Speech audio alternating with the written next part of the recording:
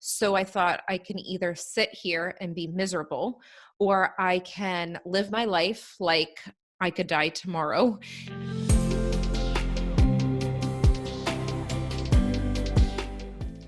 Hey everybody, welcome back to Tales from the Journey. I'm Stephanie Zamora, and today we are here with Lindsay Marino, and I'm so excited to have you here, Lindsay. Thank you for making the time. Thank you so much for having me. I'm excited.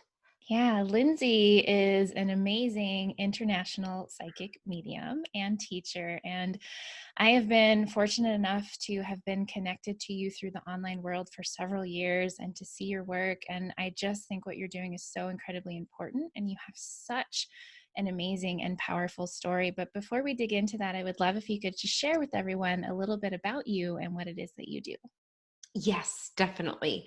So I am a psychic medium now, but I was a third grade teacher for 7 years. And I thought that I was going to retire as a third grade teacher. I went to get my undergrad degree and my master's in education.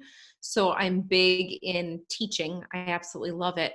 I'm also Catholic. So I didn't know what a medium was, and I thought it was a sin to go to a psychic. So for me to be doing this work is something really big compared to where I was before. But in 2007, it was my second day of teaching the third grade. My boyfriend, Nick, at the time, passed in a motorcycle accident. And that's when everything shifted for me. And I felt like a lot changed in a short amount of time. So I was always into the angels, the Blessed Mother, and the saints, very into spiritual things. But it wasn't until that took place where I started to connect the dots from my childhood and to moments that were happening where I was communicating with Nick. And from there, that passion to wanting to connect with him and make sure he was okay, I started to recognize that I was communicating with other people's past loved ones too. So that's the short version of it. Yeah. Yeah, and that's part of why I love your story is it's such an unexpected turn for your life. I don't obviously love that you had to experience such a loss. That's something that we talk a lot about in my work and also on this podcast is how we're in the middle of our lives and we expect them to be going in a certain direction and suddenly we're turned inside out and Yes. completely disoriented and being redirected in ways that we didn't ask for or didn't expect. And I'd love if you could share kind of a little bit about you had just started teaching, you had a boyfriend, you were planning a life, what Yeah. that version of you, who you were, and then what it was like to experience that sudden loss. So it's interesting because I often say to friends, I'm like, I don't know what I was like before because I feel like a part of me died in that moment of experiencing that deep trauma. And so sometimes I forget who I was at different points. So it's pretty interesting when you think back at that time because you feel forever changed if something traumatic does happen in your life. But I thought that I was grateful then in my life. I really thought that I knew what gratitude was about. But it wasn't until this big loss that I started to really become grateful in the present moment and the power behind nature and how much it healed me. But previously, I was just a college student going to college. I was in a sorority in college, had a big group of friends. I'm a natural introvert, but I also like to be around people too. Um, and I was really dedicated to school. I traveled to Australia to study abroad.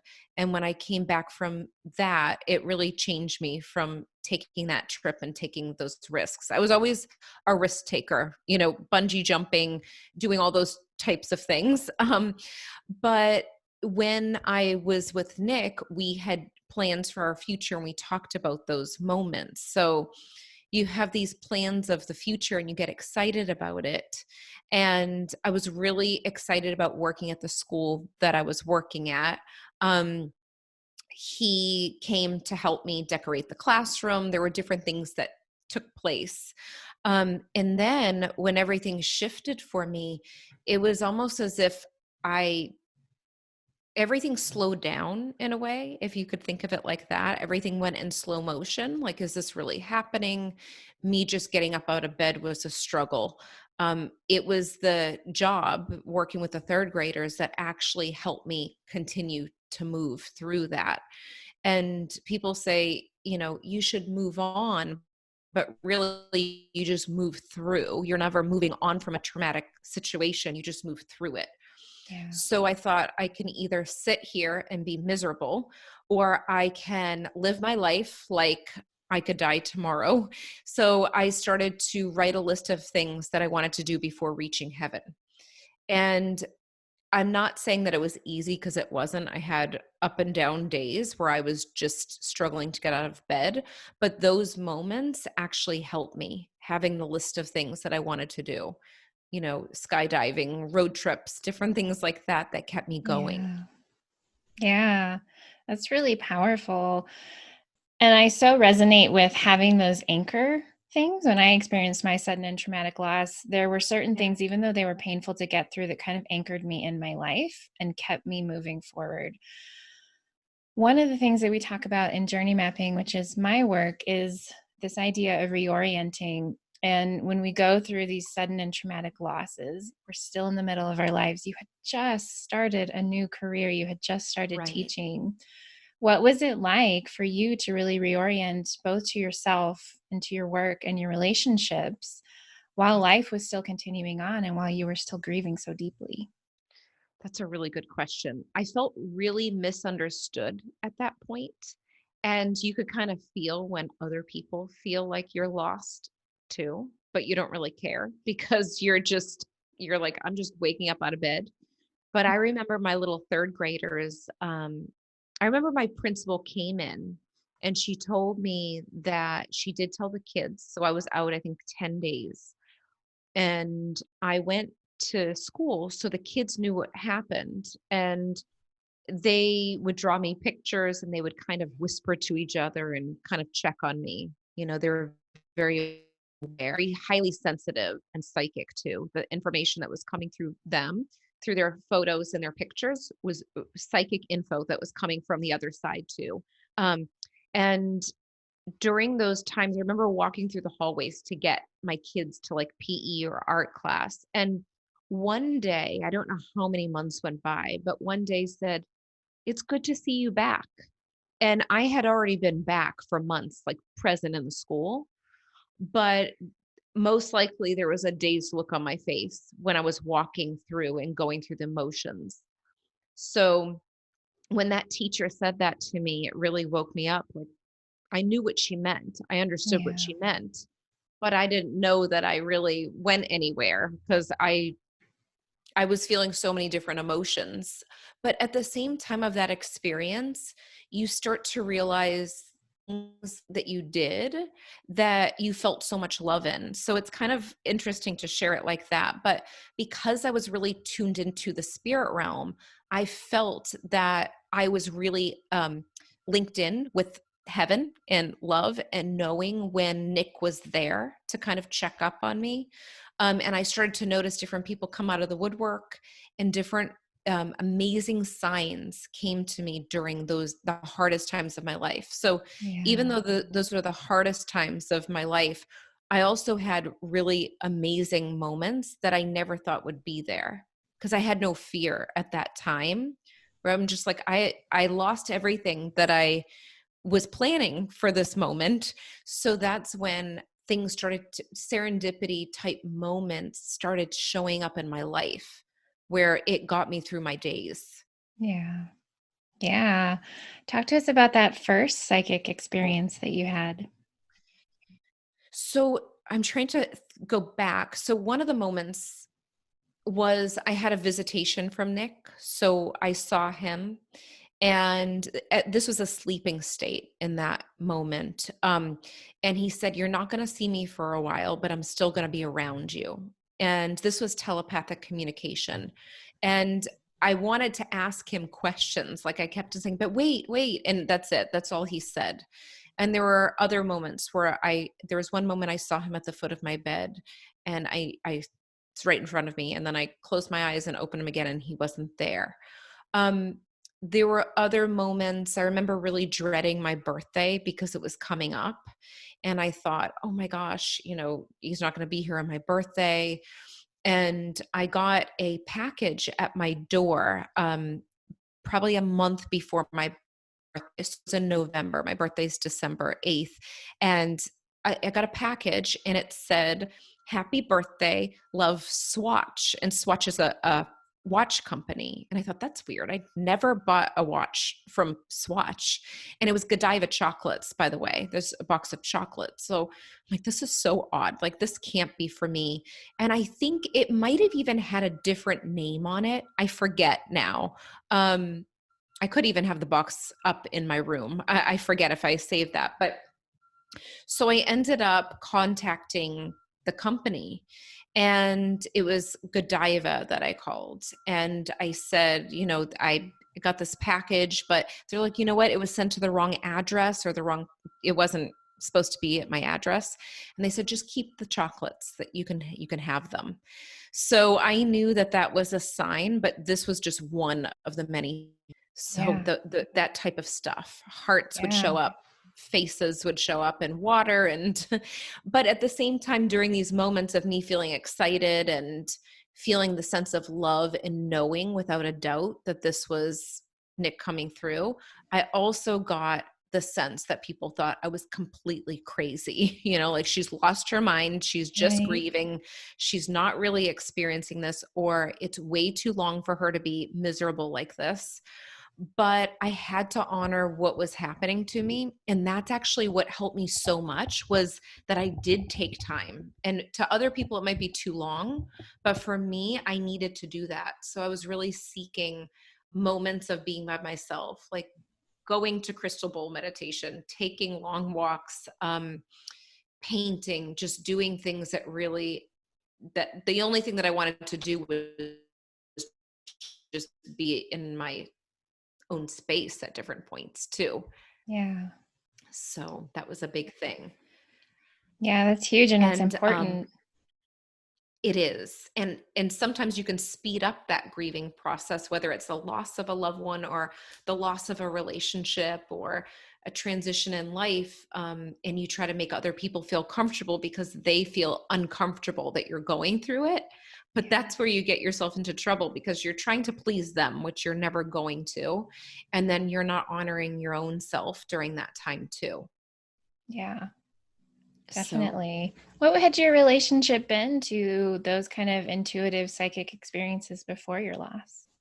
Um, I always, looking back at my life when I was a little girl, I used to have a lot of outer body experiences. So I'd leave my body and travel and fly around. But I just thought that those were flying dreams. And I didn't know until later that I was actually really having outer body experiences. I was highly sensitive. My family would always say, "Uh-oh, it's a full moon out. We know it," because Lindsay is in like rare form. So I used to be very moody around the full moon.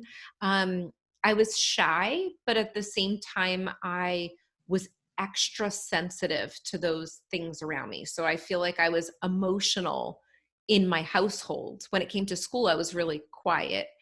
Um, I always collected rocks. I had a rock collection, now knowing they're crystals.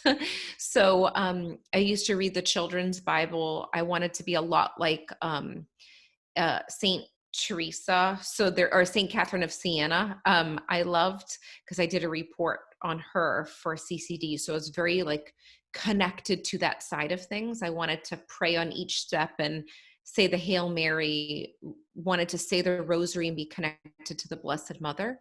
So I kind of had that side of me where I just was feeling like I wanted to reach out to the spirit realm. But and my friends would come to me for advice too. So they would say, what do you think about this? And it was always intuitive flow. I just didn't know that at the time. Yeah. So that was a Yeah. big thing. I'm trying to think of other things, other experiences. I remember one time I had a friend in college and she's like, "Let's go to the psychic." And I'm like, "Oh, I don't know if I can. I feel so guilty." And she's like, "Come on, it's fine." And I actually remember her cousin at the time. she was also going to the psychic, and she was coming in from another country, and she was in a deep, deep, dark place of depression because her boyfriend had tragically died. And I remember Mm. that experience. So I was going to the psychic at this time, and I was writing out a check and feeling very guilty about it because it was in my mind a sin. Right. And then she was experiencing this moment, and it was almost like a foreshadowing of what was to come for me. I just didn't know it at the time. Yeah. So Yeah. that's pretty interesting to kind of look back and connect the dots on any area of our life and see that, oh, wow, there were certain things that were either preparing us. You can't really be prepared for something big like this, but almost moments that kind of pave the way at times. Absolutely. Yeah, I can look back on my journey and I can see that too. And I would be really curious when it came to my loss, it was a suicide and it was at the end of a relationship. And Oh, so the context of my loss was I was very clear that I did not want to basically be stalked from beyond the grave. yeah. And one of the last things he ever said to me was, "I'm sorry, you won't hear from me again." And he would show up. He only showed up in a handful of dreams. But when he did, he would honor that. He would never say anything. And I would talk at him a little bit. And I knew in my bones that it was real, that Yes. that was him visiting me. And I would be curious for you how having those experiences, if it either helped and supported with your grief or if it detracted and kind of held you back in any way. Yeah. Well, I have goosebumps when you just shared that story too. Um, that's a good question. I feel like my soul got healed when I would have those visitations. So it would be bittersweet. So I Yeah. would feel the sense of love that they were there still, that he was around. But at the same time, I'd wake up and think, oh my gosh, this is a nightmare. I am living a nightmare where he's not here. But that did keep me going, having that peace. So it was when I was getting signs during the daytime, or during night, whatever it was, and feeling that, there was a loving presence with me still, like he didn't just go away. I knew that there were parts of the relationship where I could build on and continue the communication in that way. So it brought healing. But some other people may say, oh gosh, this is holding her back, like she's getting too many readings, she's her head is in the clouds, she's tapped into another place. But looking back, it really was healing for me because it was just there's no really explanation. I just know on a soul level it did help. um I think that if I stayed in my room the whole time and didn't live, it wouldn't do a service for me. It really Yeah. wouldn't. But knowing that he was watching over and he was someone that lived life to the fullest, that's what was the thing that kept me going. We actually had a conversation before he passed on a Sunday. He died on a Tuesday. We went to church together, and it was all about grieving. And he had a conversation. He said, well, if I ever died, I wouldn't want anyone to grieve my loss and get caught up in addiction or stop working, because death is a part of life. And I got Yeah. frustrated with him. And I'm like, stop talking about this. Why are you saying this? He's like, I'm not going anywhere. I'm just saying, because he had a lot of loss in his life.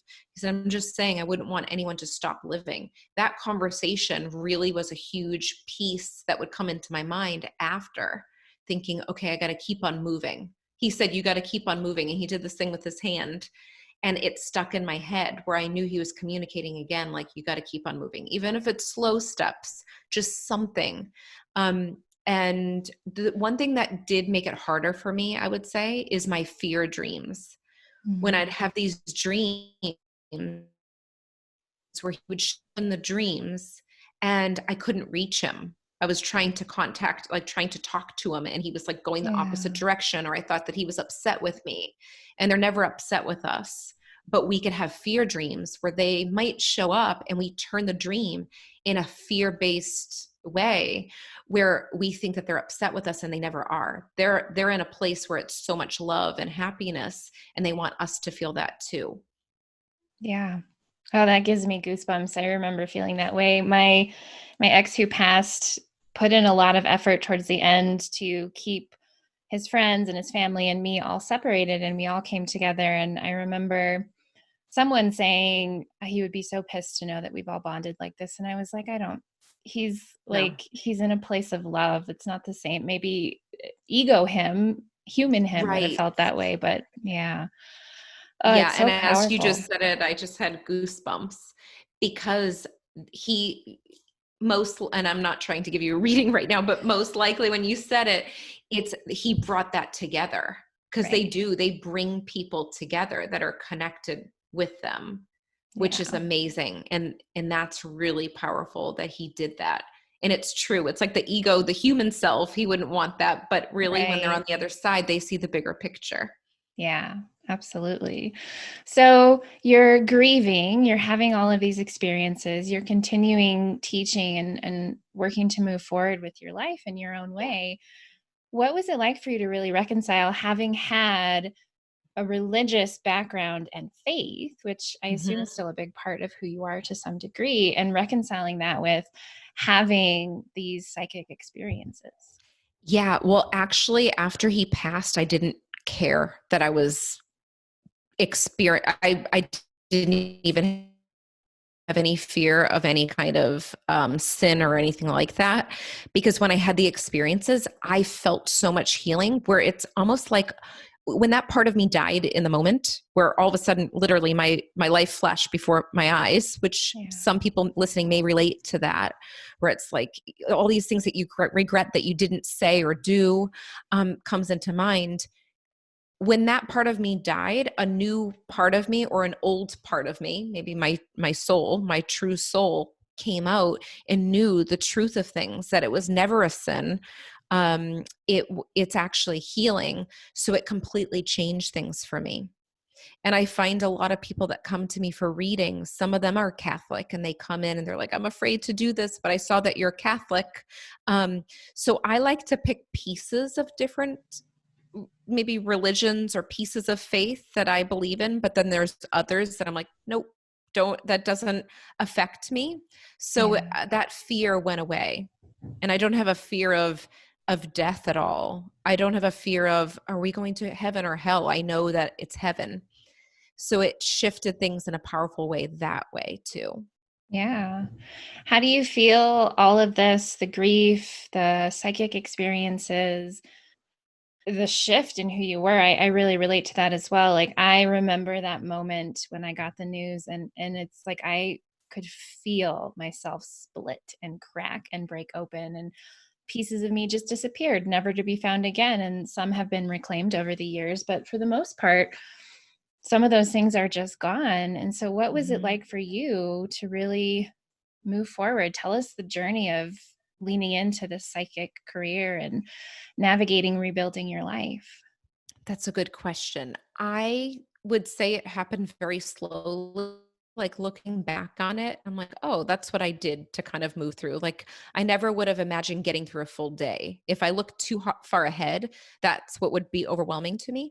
But I kind of followed the breadcrumbs of getting excited about things. So, getting excited to go to a crystal bowl meditation or getting excited to go to a beach and sit and bring a notebook. Yeah. Now, I'm making it sound like it was all beautiful, and it really wasn't. There were moments where it wasn't beautiful, but I know that those spiritual experiences, the little hints of signs and messages, kept me going, and I was communicating and checking in. Like, what's I'd say, where are you now? What are you doing now? So that communication actually helped me going, helped me continue to go.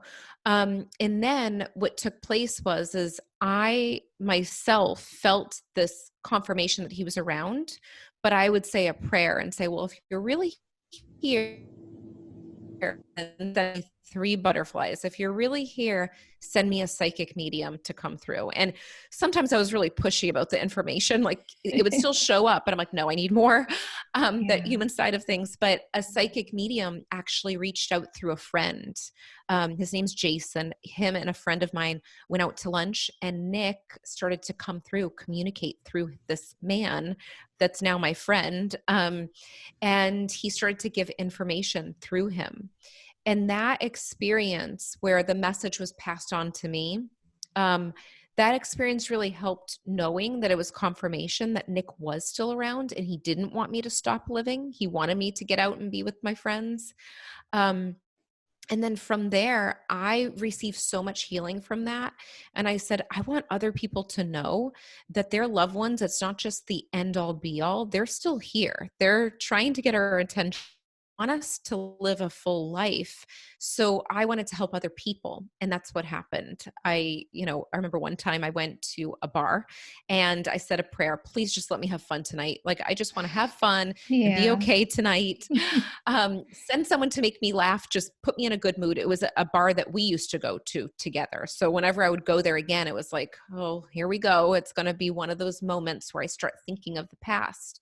And I ended up connecting in with someone. We started talking about spiritual things, and his mother came through, his mother that had passed. And he said, whatever you're getting, trust it. Just keep on going. I'm like, okay, I'll see what comes forward. And I said, are you open to this sort of thing? And it was confirmation for me that I could connect in with other people's past loved ones. Yeah. And from there, all these moments started coming up, and it led me to take a course on medium. And it built up belief in what I had experienced with Nick. And it was just these little breadcrumbs that led me through these experiences. And things started to get very busy with people contacting me for readings, friends of friends or family of friends. And from there, I just felt like my heart was leading me out of the school system, and I needed to honor that path. So after 7 years of teaching, I started to do this work full time, not just part time, and that's how it happened. And I met my Yeah. husband soon after Nick passed, also. I would love for you to share that story. That's one of those aspects of your Yes. journey that gives me goosebumps too. Yes. So this is an interesting experience because I feel like with a loss, you do have people that are going to not know how to handle the loss. So they didn't know how to handle when I was depressed and upset about this. And then there's other people that are very supportive, and they're connected to the person that's passed. So they understand that side of things. Yeah. And then when you, I'm putting in quotes, get happy again, which that's what people think. All of a sudden she's happy now. It feels uncomfortable for people. They're like, wait, how did she go from being miserable to happy? Well, it wasn't an overnight thing. It was a process. Yeah. But I remember, so Nick and Tony were childhood friends since they were very little, and I had never met Tony. We were both at the funeral, but at that time I was in a daze. I really couldn't function and didn't know about him fully, who he was. There were certain people that were Nick's friends that I didn't get to meet because we lived in a different state. We were in Florida together. And he's from Missouri, but Tony reached out to me on Facebook and added me as a friend, along with other friends of Nick's, because they wanted to be connected and maybe see pictures or however it was that they wanted to connect in. And I remember one night I was really having a tough time because when you're going through something, everyone kind of moves on with their life. Yeah. They go, the people around you, they're just living their life. It's, you have people check on you the first maybe month or two, but then Yeah. everyone just kind of goes about and you're like, I'm still living this. I'm in this nightmare, but that's what happens. So I was thinking, I haven't been in contact with Nick's friends in a while. Like, it's just, that's just what it is. And Tony had reached out to me, which I didn't know much about him at all. And he said, I just wanted to let you know Nick's friends are thinking of you, and we're, we know that you're a good person. And he was acknowledging the motorcycle awareness foundation I had started, because I had started something with that. And he reached out at the perfect time. I felt like it was heaven sent, like Nick nudged him to reach out to me. And after he told me, he said, when I reached out to you that night, I knew it wasn't from me. I saw your photo and I started to cry, and tears just started streaming down my face. And I just felt like I needed to reach out just to say that we were thinking of you, nothing more than that. But it opened up the door to something. And I was writing a book at the time, which I haven't finished the book. And I wanted to see if Tony was one of the friends that was in Nick's life at a certain point. Like I wanted to know if he was there for a certain experience. So I reached out to him and I said, hey, are you free to talk one night? Because I just want to ask a couple questions. Well, we ended up speaking. And right when I spoke with him and he spoke with me, we knew that we were going to be connected forever. And that wasn't the plan. It just happened. So Yeah. we were on the phone for 6 hours that first night. And that's how it all started.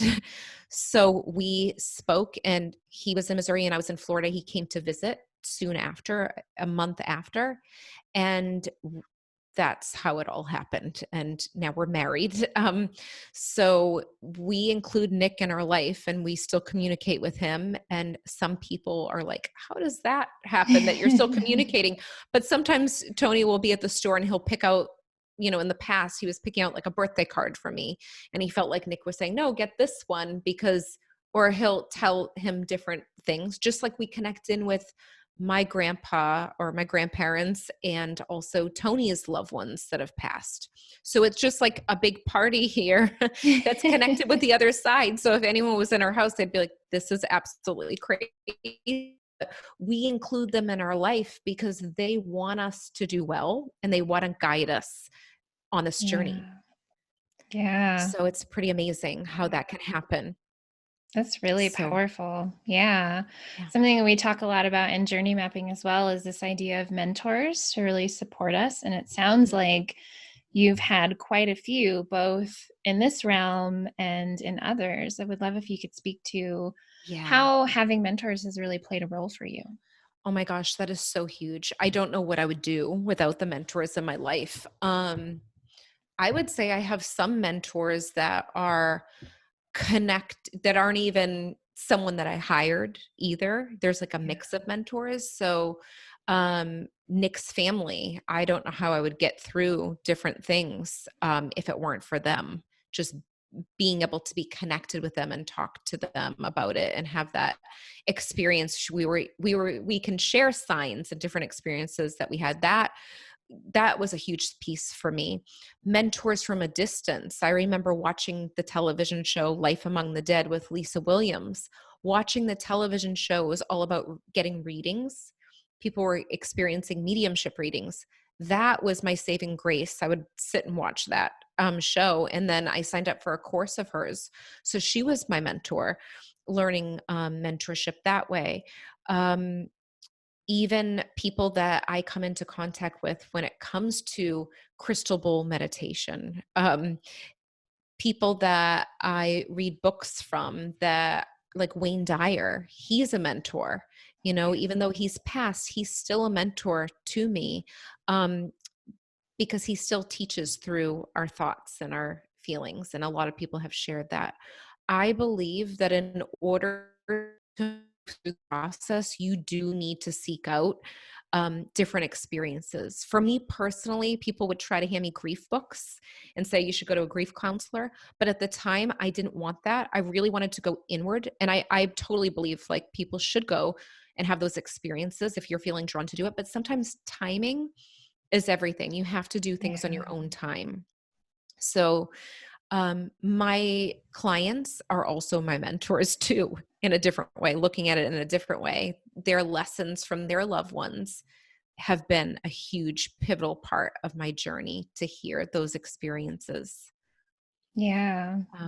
But we I, do need that. We need mentors during this because some people that have been through it, you're like, oh my gosh, you got through that. How did you're out on the other side of this? Um, I would never imagine that I would even be doing, my own podcast right now. I would have thought that I would be probably in bed, just waking up to go and teach the third graders. So right. it was me looking out and hearing stories of other people that they had something traumatic happen in their life and they moved through it. Yeah, that's huge. That was huge for me too. And I love that you talk about that pull to go inward. I know I had that as well. And something we talk about in the mentorship piece in journey mapping is Mhm. that it's not just external mentors, it's internal mentors. And we do a certain type of process work to uncover who are your internal mentors so you can start to dig in more deeply. And I know this is something that you teach as well. I would love if you could share even one aspect of how you learn to do that, but also how others can as well. Yeah, I love that you put that in the program because that's so powerful to go inward. I think for me, I kind of before this whole experience, I was giving, giving, giving, and I was totally drained and tapped out energetically. Um, so for me, I had nothing to give anyone when Nick passed away.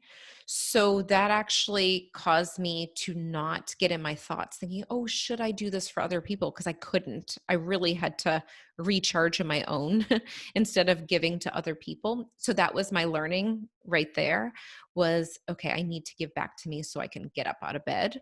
Um, and also the encouragement from the other side of people, the spirit realm, saying like, okay, we're gonna go and go to do a butterfly walk and go to the butterfly garden and take pictures. And like I had this excitement to get up out of bed to go and do things in nature, because it was connected back to communicating with the other side. I was communicating with the other side more than humans here. The other thing is with my mentorship, my mediumship mentorships, I talk about the power of going inward, like having time for yourself before communicating with others. So getting very clear on what expectations you have for you and what expectations you have for other people in your life and what you're saying yes to and what you're saying no to, so that you're not over doing anything in a way that's too much for you, where it makes you feel like you're resenting people around you because you're saying yes when you really don't want to. Yeah. So in the mentorships, it's all about mindset and knowing that you're limitless, but it's important to have that balance of taking care of yourself as a human while you're here. You know, you have a shell, so you might as well take care of that so you can be good for yourself. And then in turn, it will help other people. Yeah, absolutely. It's so powerful. Yes. Another thing we talk a lot about, I know I talk a lot about this because it was a huge thing for me, is how the fall is not the hard part. We think that that rock bottom moment, the moment that our life turns upside down, is like the absolute worst that it can be. And I found for me personally, and have seen with a lot of my clients as well, is that the hard part is choosing to come back from it and choosing to heal and grow and step into something new. And I would love, like, it sounds like your journey was very organic, which is Yeah. really beautiful and very divinely guided as well. If you could share what choice means to you and how it really showed up during those harder moments, I would really love to hear that. Yeah. That's so true. It is more of a choice of making that decision. Well, if I didn't think that I was being looked after, I'd be like, well, I lost everything, so there's no point of continuing on. I would rather be with him at that time. I would never do anything to myself, but it's almost like you think, well, why did I wasn't there at that time, or why did they experience this and I'm still stuck here? That was kind of my thought process. But when I knew that there was something beyond what we could see with the human eye, it gave me this sense of hope to enjoy life for the moment. So that's the thing that actually kept me going. So I'm thinking, oh, I'm excited. I can do these things before I reach heaven. What things have I been putting off because I think I have time to do it? Yeah. So that was the process for me where I was like, okay, what can I do? Like, how many things can I do that are exciting for me? Um, I don't know if that answers your question, but I forget how you started the question, but I kind of get lost in that moment of writing the list of those things. If someone was in a place where they weren't motivated to do those things, think about, you might as well, if you have nothing else to lose, you might as well enjoy it while you're here, because you're going to either be here and experience a mediocre life, possibly you're going to go through those moments of fear, anger, frustration, and sadness, or whatever it is that you're going through. Let yourself go through those moments, but maybe sprinkle some other things that gets you excited about the week or about the month. Like set up small things. It might even just be taking a drive a town over and going, buying yourself flowers, or those types of things, walking around markets. I loved like just exploring and doing those things to get outside. But I think it's one of those things to take baby steps and think about things that you've put off and then let that be the energy that you need to know that, okay, I might as well do this because I'm not going to sit around and wait for something to come to me. I will take that opportunity. And when it comes to death, what I notice with all the past loved ones that have come through, they always say that they want us to be happy.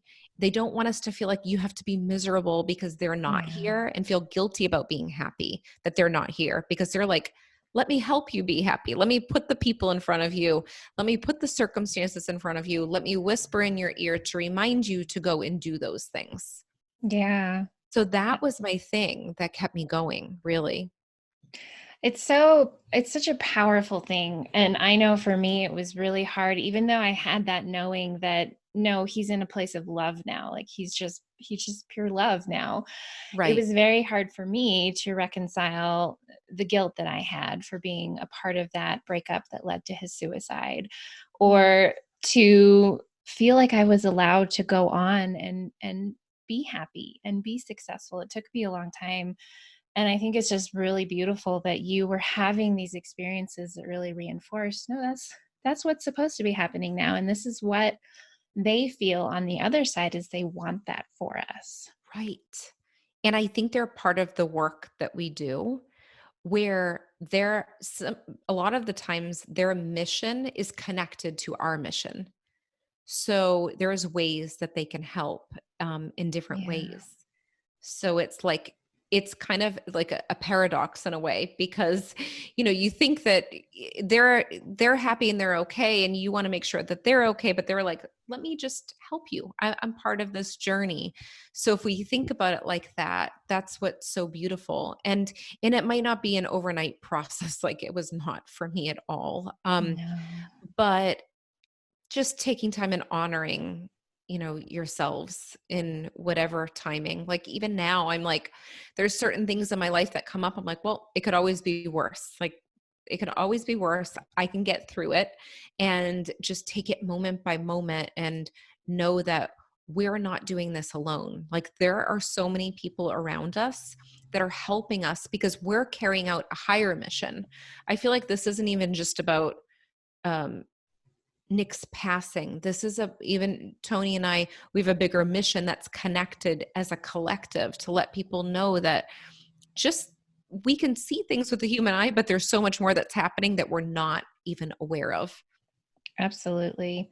Yeah, I always talk about I'm working on a bigger body of work that's going to come out in the coming years, and I always say and feel very strongly that it's part of his legacy too, because I Yes. wouldn't be doing this had he not passed. And it's at times been very hard to again reconcile the gratitude I have for where I am and what I'm doing with the fact that he had to die for that to happen. And I think on the surface it can feel very obvious how this loss and this experience has shaped you and your purpose. I Yeah. would be curious if you could share a bit more about that, what it's been like. I know you don't remember who you were before and Yeah. aspects of your life, but what it's been like to lean into this work and this purpose, knowing that it never would have happened had he not passed. Yeah. I keep on feeling like there's parts of me that remember beforehand, but I don't know. I believe that things, if we're going to go to an end destination of some sort, our purpose or whatever it is, I feel like we'll always get there. It just may take a little longer, or we'll go through different routes.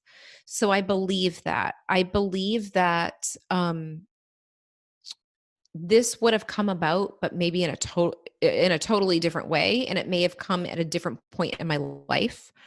So with teaching the third grade, maybe after 7 years, I would have felt like, oh, I'm feeling like I'm put in a box, like I need to do something else. And maybe it would have Yeah. taken me a little bit longer. And, to the people that are connected to our past loved ones, they may think, okay, this story is pretty much saying they passed away. I'm celebrating this process. So it could feel uncomfortable to some people, but they don't know that we didn't have a choice of them passing away. This is like, Right. okay, what do you do with that? You could either not pass on the legacy and just keep it to yourself and keep that pain inside, or you can do something with the energy. Um, but I feel like if he didn't pass away, I would have got to the mediumship place, but my why would have been different. The reason why I was doing it would have been different. So thinking back on it, it probably would have happened in a different way. And maybe it would have been later in my life that would have happened. But it started at 23 for me instead of maybe later. Maybe it would have started now. Yeah. So yeah, that makes a lot of sense. What do you feel your relationship is to your grief now, this far out?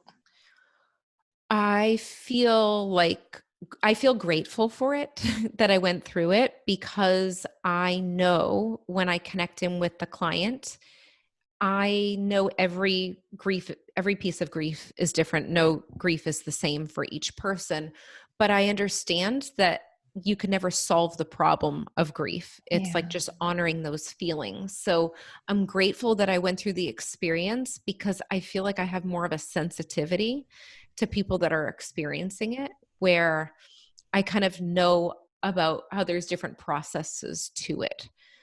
And I'm also grateful because it taught me more about gratitude too, and more about really appreciating the moment and the people that are around you, and being very upfront, communicating, and the power of being yourself no matter what, and never feeling guilty for that. I think that's a big thing too. Absolutely. So that was huge. It caused me to love myself more in a different way, because I had no energy to give. Yeah, absolutely. So much I could talk to you about, but to kind of wrap things up, I would love if you could share where people can find you. We're going to put all your information in the show notes, but where they can find you, how they can learn from you, and how they can work with you. Perfect. So my website is lindsaymarino.com, Lindsay with an AY at the end. And so you can find me on there on my website, and add your info to my newsletter to get regular newsletter updates. And then I'm also on Instagram, Lindsay Marino Medium. And I am on Facebook as Lindsay Marino. And I have courses on how to really do the mediumship work. My programs are Unlock Your Inner Medium, the foundation level, and then another one is the next level. So it's for mediums that are already doing this and they want to take their mediumship to the next level. And I have courses for intuition, and I have a Unlock Your Intuition course. And then I also have a course for psychic mediums and healers that want the blueprint for the online business too. That's so awesome. And you have your podcast with Tony. Yes, I have my podcast with Tony, my husband, Tony. So we've been talking about Tony today. So that is on my website also. So awesome. Thank you so much for being here and for sharing your wisdom. I so appreciate it. I appreciate that you had me, and I love talking with you today. Thank you so much for joining us today and for being a part of this powerful community of purpose-driven individuals. We have a ton of free resources for you at www.talesfromthejourney.tv/free, including access to an 8-week sampler of our renowned journey mapping program. That gives you instant access to impactful training lessons, life-changing exercises, and our signature AccuSesh processes that you can implement immediately. We'd love your help in getting the message out and growing our community, so please take a moment to share this episode, subscribe to the podcast, and leave us a review on iTunes. I'll catch you in the next episode.